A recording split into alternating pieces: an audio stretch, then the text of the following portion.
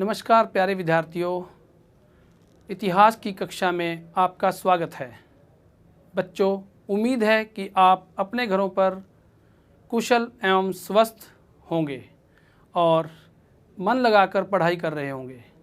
तो बच्चों, आज हम आपके बीच कक्षा 8वीं की पुस्तक हमारे अतीत भाग 3 में संकलित चौथे अध्याय, जिसका नाम आदिवासी, दीकू और एक स्वर्णिम युग की कल्पना है, इसका बहुत गहनता और सरलता से अध्ययन करेंगे। बच्चों, जैसा कि आप जानते हो कि आदिवासी समाज हमारे समाज का महत्वपूर्ण हिस्सा है। यहाँ पर आप जो 2 तस्वीरें देख रहे हैं, ये आपको आपकी पुस्तक और उसमें सम्मिलित अध्ययन सामग्री से अवगत कराती हैं। जैसा कि अध्याय के नाम से ही ज्ञात होता है कि इसमें हम आदिवासी की ज़िंदगी के बारे में जानेंगे। बच्चों, आदिवासी कौन हैं, ये क्या काम करते हैं, इनका जीवन शैली कैसी है तथा ये किस प्रकार से अपनी जीवन प्रक्रिया या अपने समाज में अपना जीवन व्यतीत करते हैं, इन सभी बातों का आज इस अध्याय में हम अध्ययन करेंगे। बच्चों, जैसा कि आप जानते हो कि हमारे देश में ब्रिटिश शासनकाल भी बहुत लंबे समय तक चला है, लगभग 200 सालों तक रहा है। तो आदिवासियों की ज़िंदगी पर इस ब्रिटिश शासनकाल का इनके काम धंधों पर क्या असर पड़ा और इन्होंने किस प्रकार से इन सब का सामना किया या उनके खिलाफ विद्रोह किया, ये सभी विषय सामग्री हमारे आज के इस अध्याय की है। तो चलिए, इसमें हम अध्याय के अंतिम में एक आदिवासी नायक बिरसा मुंडा की कहानी के जरिए भी इनकी ज़िंदगी के सही मायनों को समझने की कोशिश करेंगे। तो बच्चों, चलिए आइए शुरू करते हैं हम आज का अपना अध्याय। बच्चों, जैसा कि आपने अध्याय का नाम देखा, आदिवासी, दीकू और एक स्वर्णिम युग की कल्पना, तो हमें सबसे पहले आदिवासी शब्द के बारे में जानना होगा। उसके बाद हम दीकू शब्द के प्रयोग के बारे में जानेंगे कि ये किन लोगों के लिए किया गया है और स्वर्णिम युग से क्या अभिप्राय है। तो चलिए सबसे पहले हम बात करते हैं आदिवासी कौन है। बच्चों, आदिवासी शब्द का प्रयोग किसी भौगोलिक क्षेत्र के उन प्रवासियों के लिए किया जाता है जिनका उस भौगोलिक क्षेत्र से ज्ञात इतिहास में सबसे पुराना संबंध रहा हो। आदिवासी शब्द 2 शब्दों आदि और वासी से मिलकर बना है। इसका अर्थ मूल निवासी होता है। ये लोग प्राय प्राकृतिक वातावरण में प्राथमिक कार्यों जैसे कृषि, वन उत्पादन, पशुपालन, आखेट आदि के द्वारा अपना जीवन यापन करते हैं। तो यहाँ पर हम थोड़ा सा बिरसा मुंडा के बारे में जानते हुए अपनी विषय सामग्री को आगे बढ़ाएंगे और बिरसा मुंडा के बारे में विस्तार से अध्याय के अंत में हम चर्चा करेंगे। बच्चों, बात 1895 की है कि बिरसा नाम के एक आदमी को झारखंड में छोटा नागपुर के जंगलों और गांव में घूमते देखा गया। यहाँ चित्र में भिन्न भिन्न आदिवासी समुदायों के इलाकों की जानकारी दी गई है, जिनमें छोटा नागपुर की जनजातियाँ संथाल, मुंडा और उरांव आदि के नाम देखे जा सकते हैं। लोग कहते थे कि उसके पास चमत्कारी शक्तियां हैं, वह सारी बीमारियां दूर कर सकता है और अनाज की छोटी सी ढेरी को कई गुना बढ़ा देता था। बिरसा ने खुद यह ऐलान कर दिया था कि उसे भगवान ने लोगों की रक्षा और उनको दीकुओं यानी कि बाहरी लोगों की गुलामी से आज़ाद करने के लिए भेजा है। कुछ समय के भीतर हजारों लोग बिरसा के पीछे चलने लगे। वे उसे भगवान मानते थे। उन्हें यकीन था कि वह उनकी समस्याएं दूर करने आया है। यह चित्र ध्यान से देखें, बिरसा मुंडा का है। बिरसा का जन्म एक मुंडा परिवार में हुआ था। मुंडा एक जनजातीय समूह है जो छोटा नागपुर में रहता है। बिरसा के समर्थकों में इलाके के दूसरे आदिवासी संथाल और उरांव भी शामिल थे। ये सभी अपने आसपास आ रहे बदलावों और अंग्रेजी शासन के कारण पैदा हो रही समस्याओं से बेचैन थे। उनकी परिचित जीवन पद्धति नष्ट होती दिखाई दे रही थी, आजीविका खतरे में थी और धर्म छिन्न भिन्न हो रहा था। बिरसा किन समस्याओं को हल करना चाहता था? जिन्हें दीकू कहा जा रहा था, वे बाहरी लोग कौन थे? उन्होंने इलाके के लोगों को गुलाम कैसे बना लिया था? अंग्रेज़ों के राज में आदिवासियों के साथ क्या हो रहा था? आदिवासियों का जीवन किस तरह बदल रहा था? इस अध्याय में हम ऐसे ही कुछ सवालों पर विचार करेंगे। आओ हम आदिवासियों की ज़िंदगी से जुड़े कुछ मुख्य पहलुओं पर चर्चा करते हैं। ज़्यादातर कबीलों के रीति रिवाज और रस्में ब्राह्मणों द्वारा निर्धारित रीति रिवाजों और रस्मों से बहुत अलग थी। इन समाजों में ऐसे गहरे सामाजिक भेद भी नहीं थे जो जाति पर आधारित समाजों में दिखाई देते हैं। एक कबीले के सारे लोग कुटुंब के बंधनों में बंधे होते थे, लेकिन इसका यह मतलब भी नहीं है कि आदिवासियों के बीच कोई आर्थिक और सामाजिक फ़र्क नहीं था। बच्चों, आदिवासियों के बीच फ़र्क कई तरह से देखने को मिलता है। यहाँ पर हम आदिवासियों के आर्थिक फ़र्क का अध्ययन करेंगे। प्रस्तुत चित्र में आप उड़ीसा के डोंगरिया कंध कबीले की महिलाएं बाजार जाते हुए नदी से गुजर रही हैं को देख सकते हो। तो आइए देखते हैं जनजातीय समूह किस तरह जीते थे। 19वीं सदी तक देश के विभिन्न भागों में आदिवासी तरह तरह की आर्थिक गतिविधियों में सक्रिय थे, जैसे झूम खेती, शिकार, संग्रह और पशुपालन आदि। झूम खेती। बच्चों, ज़्यादातर आदिवासी समुदाय झूम खेती करते थे। झूम खेती घुमंतू खेती को कहा जाता है। इस तरह की खेती अधिकांशतः जंगलों में छोटे छोटे भूखंडों पर की जाती थी।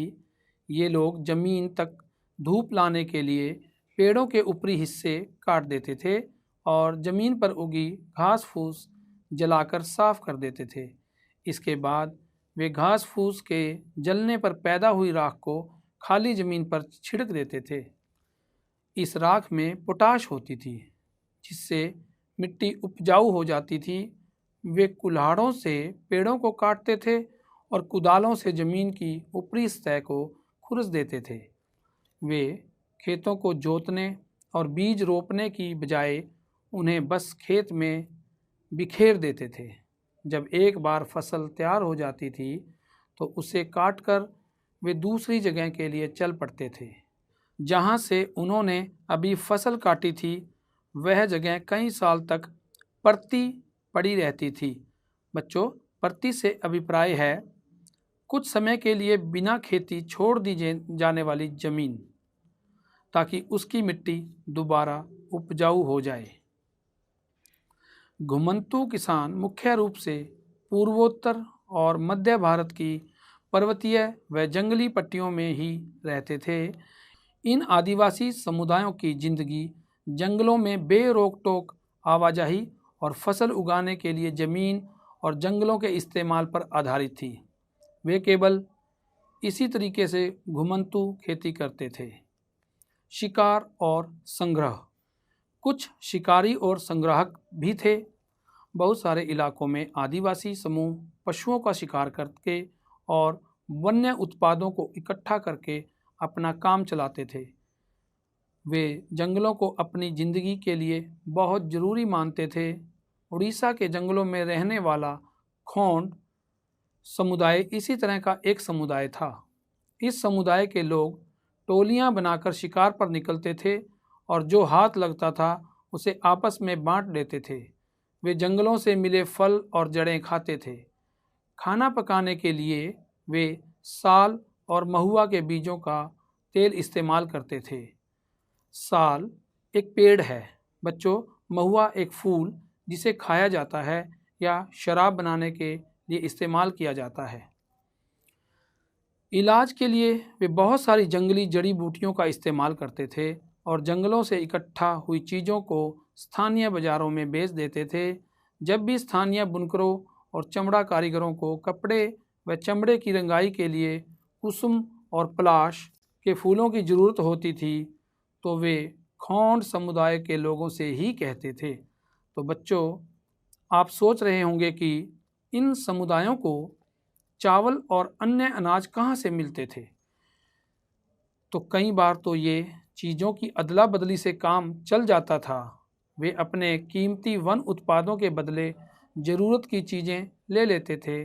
कई बार उन्हें ज़रूरी चीज़ें खरीदने के लिए अपनी मुट्ठी भर आमदनी का सहारा लेना पड़ता था। उनमें से कई लोग आसपास के गांवों में नौकरी भी करते थे। कोई बोझा ढोता था तो कोई सड़क निर्माण कार्यों में नौकरी करता था। कई आदिवासी खेत मजदूर थे। जब वन उत्पाद कम पड़ जाते थे तो आदिवासियों को मजदूरी के लिए ज़्यादा भटकना पड़ता था।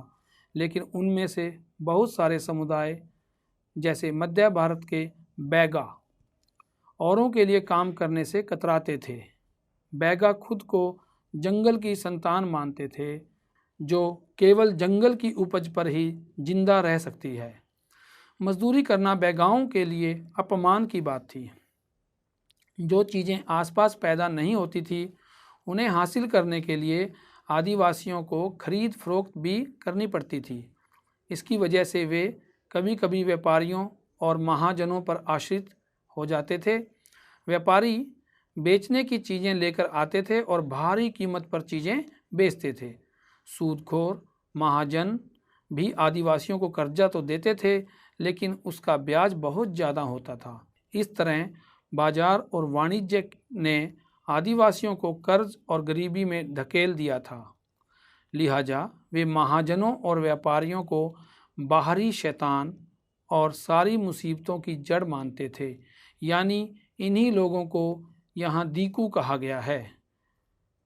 पशुपालक आदिवासी कुछ जानवर पालते थे। बहुत सारे आदिवासी समूह जानवर पालकर अपनी ज़िंदगी चलाते थे। वे चरवाहे थे जो मौसम के हिसाब से मवेशियों या भेड़ों के रेवड़ लेकर यहाँ से जाते थे रहते थे। जब एक जगह घास खत्म हो जाती थी तो वे दूसरे इलाके में चले जाते थे। पंजाब के पहाड़ों में रहने वाले वन गुज्जर और आंध्र प्रदेश के लबाड़िया आदि समुदाय गाय भैंस के झुंड पालते थे। कुल्लू के गद्दी समुदाय के लोग गडरिये थे और कश्मीर के बकरवाल बकरियां पालते थे। बच्चों, यहाँ जो रेवड़ शब्द का प्रयोग हुआ है, रेवड़ का अर्थ झुंड से है, भेड़ों के झुंड। स्थायी कृषि कुछ जनजातीय लोग एक जगह स्थायी कृषि करते थे। 19वीं सदी से पहले ही बहुत सारे जनजातीय कबीले एक जगह टिक कर खेती करने लगे थे। वे बार बार जगह बदलने की बजाय साल दर साल एक ही जगह खेती करते थे। वे हलों का इस्तेमाल करने लगे थे और धीरे धीरे उन्हें ज़मीन पर अधिकार भी मिलते जा रहे थे। बहुत सारे समुदायों में छोटा नागपुर के मुंडाओं की तरह ज़मीन पूरे कबीले की संपत्ति होती थी।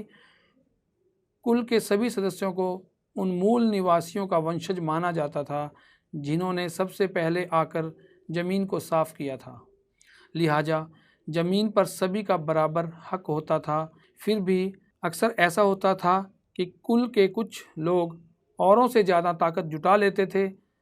कुछ मुखिया बन जाते थे और बाकी उनके अनुयायी होते थे।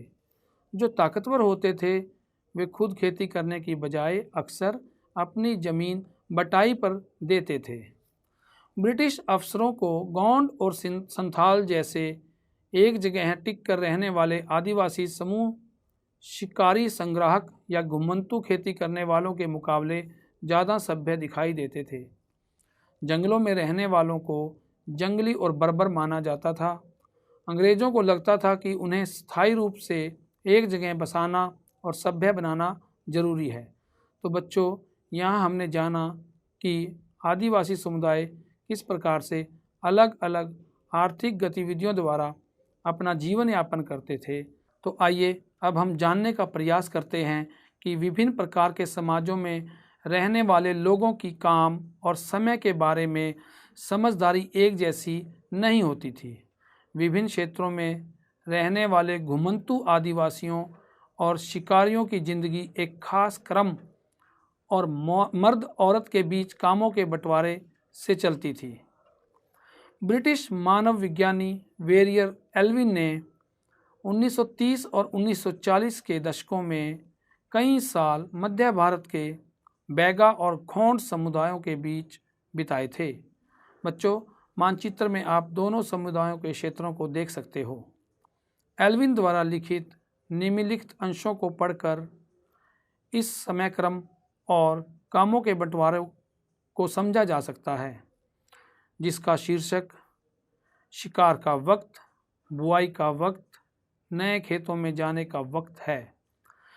चैत में औरतें इकट्ठा करने और बचे कुचे ठूंठों को काटने जाती थी। पुरुष बड़े पेड़ों को काटते थे और शिकार पर जाते थे। शिकार पूरे चांद के समय पूर्व से शुरू होता था। शिकार के लिए बांस के फंदों का इस्तेमाल करते थे। औरतें सागो, इमली और मशरूम, जिसे कुकुरमुत्ता भी कहते हैं, आदि फल बीन कर लाती थी।